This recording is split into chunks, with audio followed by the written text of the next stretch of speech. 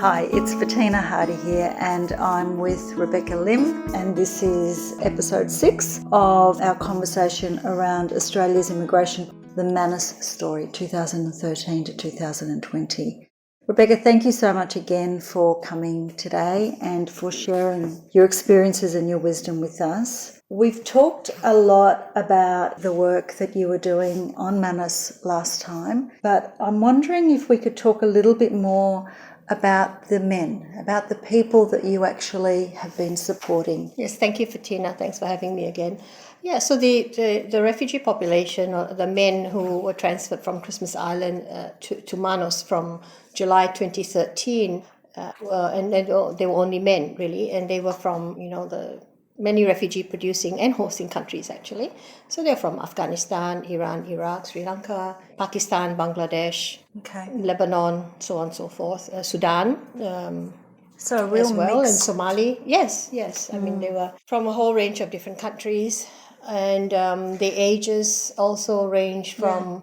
I think we had a 17-year-old at one stage, probably the only unaccompanied minor, or maybe one or two, which is interesting in itself. So the oldest, I believe, would have been in mid-50s. In mid-50s. Which is appalling that we send older people there.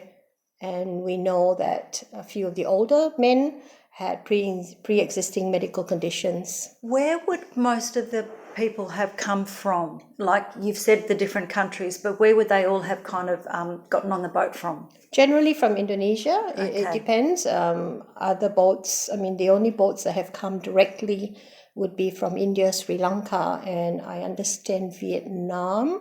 But the Vietnamese would have ended probably docked in Darwin rather than Cocos Island. Okay. Yeah. So I suppose we would have a gentleman, perhaps from Bangladesh, who would be a political refugee and flee Bangladesh because of that, because he was seen to be anti-government. We would have Rohingya people who obviously would have, left Burma, Myanmar, and maybe found themselves in Bangladesh.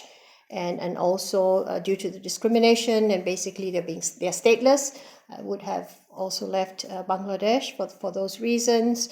We could have, for example, an Iranian person who has, either converted from Islam to Christianity, or have a different, have a sexual orientation. So, he would have been suffering a lot of discrimination and persecution in the home country. Yes. We could have someone from Pakistan, perhaps also a political refugee.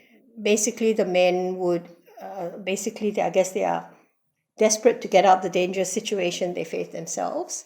And, the West always thinks everyone wants to live here in a Western country, which is not always the case, I guess the guys are they are good guys running away from the bad guys. Yes. That's always been my experience. And of course, then you've got the minority Tamils in Sri Lanka as well. And, we've had people from Nepal, from Lebanon. Mm-hmm. And it would generally be about political persecution, religious persecution, sexual orientation, being stateless. So that's the kind of claims, or that's kind of the background of the men that found themselves in Australia and transferred from Christmas Island to Manus Island. Okay, so there's a real range there, but as you say, for all of them, it's trying to escape really bad situations and persecution and fear. Yes, of course. You can't kind of, live safely if the country is kind of persecuting you, and or you try to report to the authorities, the police, whether it's a military regime. We call them state actors. Then there are, of course, non-state actors. There are paramilitary groups or individuals who kind of operate with impunity, under the permission, I guess, of government or rebels. So, people are kind of finding themselves into really, really risky situations. Yeah. So then the people that were sent to Manus, is a really diverse group of people. Oh, absolutely diverse in cultures, diverse in ethnicity, diverse in age, Yes. diverse in political opinions. And, as I said, if they could kind of get a visa to fly into Australia, they probably would have. Yes. But the situation is not like that. It's very, very difficult to get a visa to fly into Australia and then claim protection. Yes, absolutely. And so over the period of time that you were going out to Manus from 2013 to, obviously up until recently, what did you notice? What have you noticed about the men and their situations and their well-being? Each visit became more and more difficult. I was seeing that the men became more and more sick. And sometimes they would want to talk to me. Sometimes people spent 3 days on the boat. Sometimes people would spend 45 days on the boat, depending on whether the engine failed or they lost their way or, turbulent seas. And some boats capsized and they saw their friends drown, and others, obviously the ones who are that I spoke with, managed to survive. But the policy has been so punitive that some of them have said, why didn't the government just let me die? They've kind of saved me from drowning to punish me. Yes. And so this whole rhetoric about, saving lives and, preventing drownings is just a nonsense, really. People make a very rational and conscious decision. If this is the only way to escape and save your life, this is what you do, taking the risk that whatever it is, I survive the journey or I don't, Many men have told me that they deliberately did not bring their wives and children because if they drown themselves. Yes. And, other family members would look after their family. Other families have told me, no, we wanted to come as a family. If we survived, we survived. If we drowned, the whole family drowned. And that was the end of it, So it's a very complex situation. So I noticed, the men were just getting more and more sick, obviously, because the healthcare, the response to healthcare, despite being paid, Australia paying so much money, was really inadequate. There was lack of medication, it was lack of equipment, it was lack of services.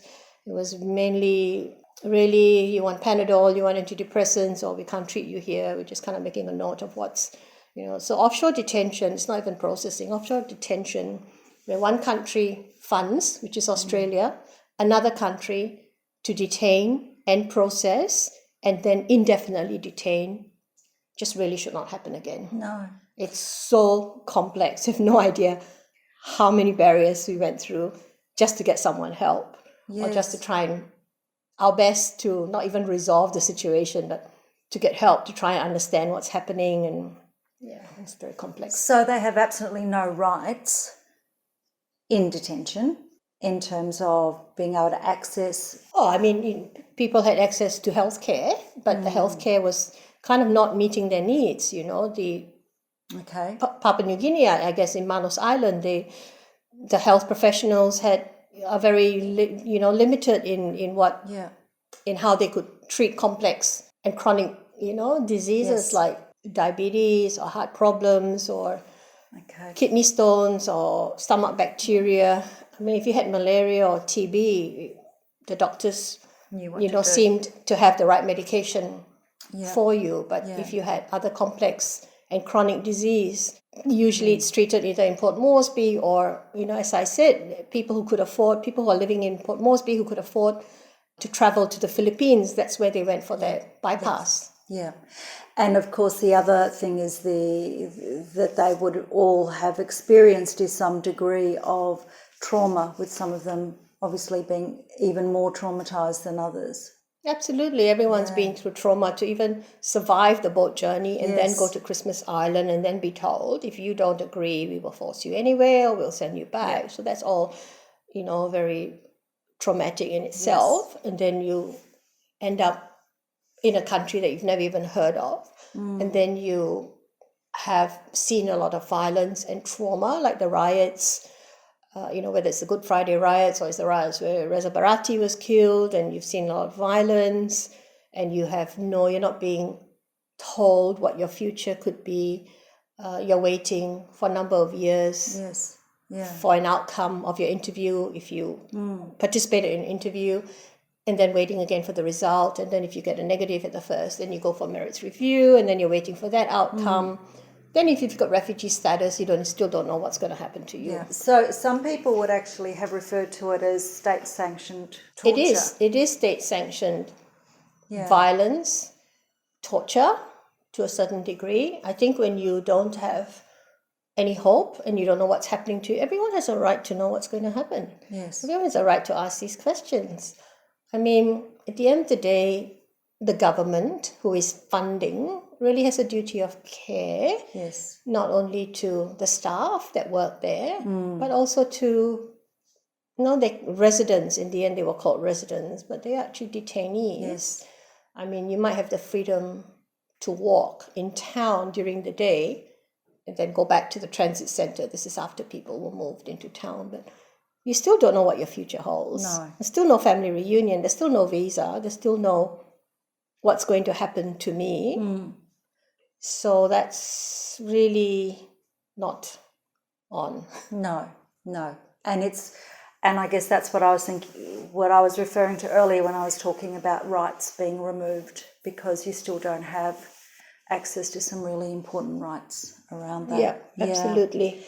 And so you were saying that you were noticing that the men's health was deteriorating, both their physical health, but also their mental health.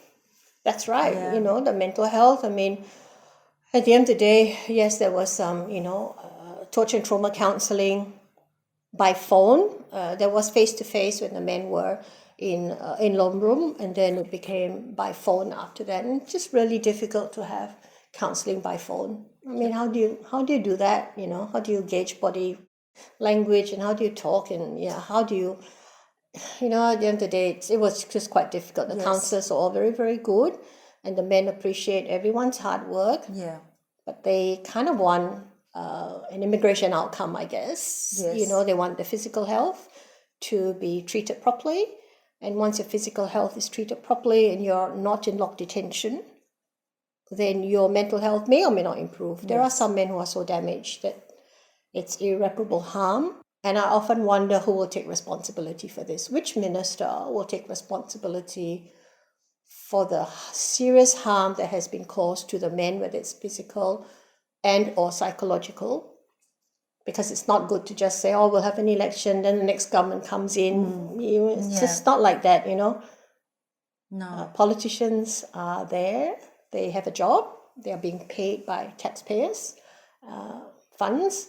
And you or I, we have a job. We're paid for a job. We have to do our job. If we don't do our job, we are out of a job. Yeah. So I'm just, a plan of no action, or just, nothing's being done. At the end of the day, you can't put your hand on your heart and say, the health treatment was excellent in Nauru or Papua New Guinea for men who already have torture and trauma experiences prior to being sent, and or have had chronic. From there, so you were saying that you've been back many times, and you've been following the men throughout their time on Manus. Their health has been decreasing. What else can you tell us about your time there and the experiences that you had with the... So in a previous segment, we talked about many of the community development activities that I but I actually did with the Manus community, and was able to also include some of the refugees in many of those activities. Something I forgot to say was I had a barber clinic for 2 days. So we had Iranian refugees, mainly Iranians, who were barbers and hairdressers. And a couple of them were also very experienced in threading. Threading is like waxing, but you use threading to remove facial hair. Oh. It was quite unique. And we have threading clinics here in Brisbane, but to the Papua New Guineans, they've never kind of seen that before. So I thought, we've got a whole group of Iranian, and there was a couple of Iraqi guys as well. One of the Iraqi barber/hairdressers now in the States. So we brought in some hairdressing home kits, 10 or 20, I can't remember now. That was posted from Australia by, again, donations. And so I got a group of them together and said, would you like to do this? And let's offer free haircuts to the Manus people. And they said, something to do. So we actually did it in a community hall, and one female, a mama, turned up, and she was probably in mid-40s, mid-50s, and had her hair cut by one of the most experienced Iranians who's a female hairdresser. Yes. Yeah, the rest were kind of like barbers, Yeah. so more experienced with men's hair. And they cut a whole group of kids' hair, school children's hair. And yeah, it was quite a fun day, 2 days of it. And that was just something to offer to the community, kept the guys busy. Well, and also, I mean, when you are engaged in activities that are meaningful and that where you're giving back, there's a real sense of satisfaction and a real sense of... I was exhausted after 2 days. took a lot of planning, a lot of like cancellations. Oh, the hall's not free, or this is that, and it's raining. We haven't got the chairs. We couldn't get a mirror. But anyhow, both sides were quite happy. I was exhausted. But it's so, it sounds so amazing that you could pick up on something that you knew the men could do and then take that little germ of an idea and just let it blossom Indeed. Yeah. Thank you. And I wouldn't have been able to do it myself without some of the men on the ground who were helping me. And they were from Iranian background, from Tamil background as well. Yeah. And kind of they had their networks on the ground. So, with all our combined networks and all our combined energy and some food, of course. We always have food. Always have food. And we kind of did that. So that was just another exercise. Well, it sounds to me like a really great way of empowering the men to some degree, in some way. And I think that's really important because that then would contribute to their emotional well-being, wouldn't it? Yes, and it kept up their barbering skills. Yes. And 2 Iranian men did the threading. They said, "Oh, you haven't done this for a long time, so it's quite fun. At least I'm getting more experience." And it was something new for the Manus community, I guess. Yeah, that's fantastic. I guess, I kind of said that, the men were more and more sick. So, I was helping to get the medical records, sending it back to doctors here and lawyers here and to the advocates. And occasionally bringing in some spices for them and bringing in other core necessities that would try to not even normalize but help the men along the way. Yeah, sure. And so when you say you were helping out with things like, with the medical records and stuff, tell us a little bit more about that. Yeah, the men would be able to obtain their medical records and I'd send it to back to Australia by email to whoever needed to request it. Okay. Like lawyers and doctors and. So was this about being able to make sure that the men got access to? Indeed. Okay. It was to keep an eye as much as possible and to ensure that they could try and get access to medical care. Yeah. Was that before the whole Medivac? Oh, very much so. Okay. Yes. Yeah. Yes, this was way before Medivac, and I guess as the men became more and more sick, and people in Australia and some of the key stakeholders. Obviously, by this time, knew that people were really, really sick and had lobbied key people. Yes. That's how the whole Medivac, I guess, not just from me, but, obviously from a whole group of other people. Yeah. Obviously, the men were not getting any better. They were getting more and more sick.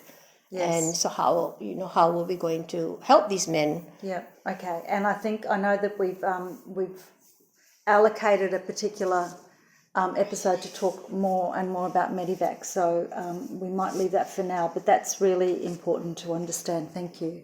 Thank you. I just wanted to say a couple of things. I think we've normalized, not we, but I guess society has normalized detention now. If you come by boat, this is what will happen to you. You will definitely go into mandatory detention, and then how long will it be? And it's just getting so difficult, and why do we shouldn't accept collective punishment? Yes, this is what this is about. The whole myth that's being perpetuated, right way, wrong way kind of thing now, and we've got such a small group of people who are being sacrificed for this whole bigger policy agenda. You'll never ever resettle here and all that kind of thing. Yeah. At the end of the day, I think, they are human beings.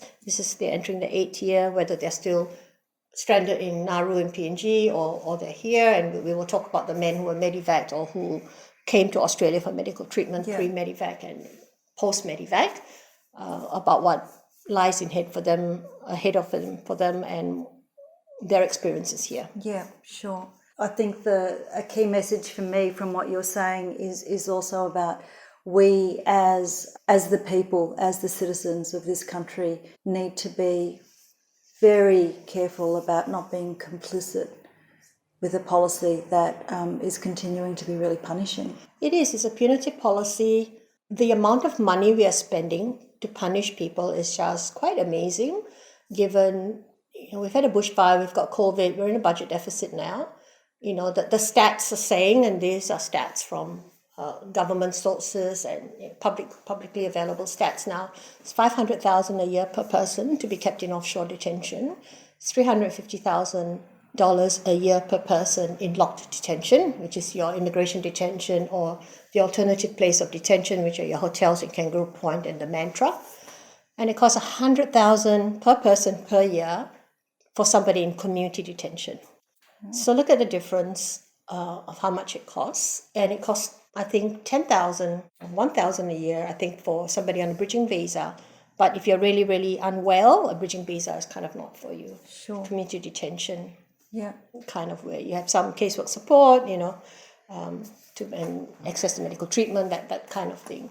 It just doesn't make sense. So it doesn't make sense that we continue, and of course we've got the Willa family in Christmas Island. It's so much money to punish one family. Yes. It just doesn't make sense where you've got regional community willing to care for this family while they are going through the legal process.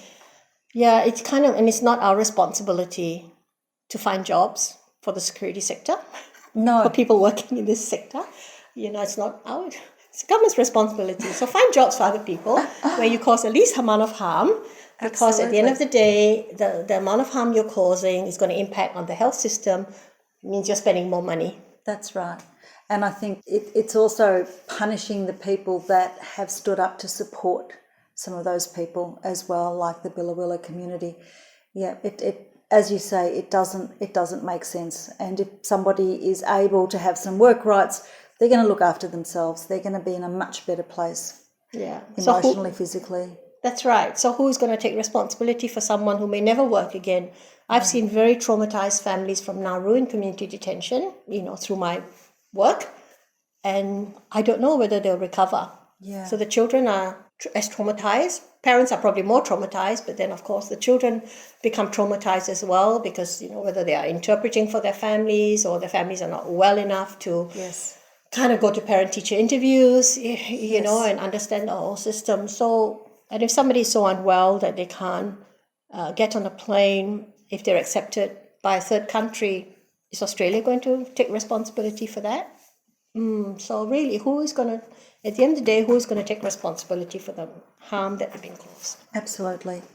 I think that's a really good question, and not just the harm right now, but the intergenerational harm that's being caused for the future as well. Indeed. That's a very sobering note to finish it on. Thank you.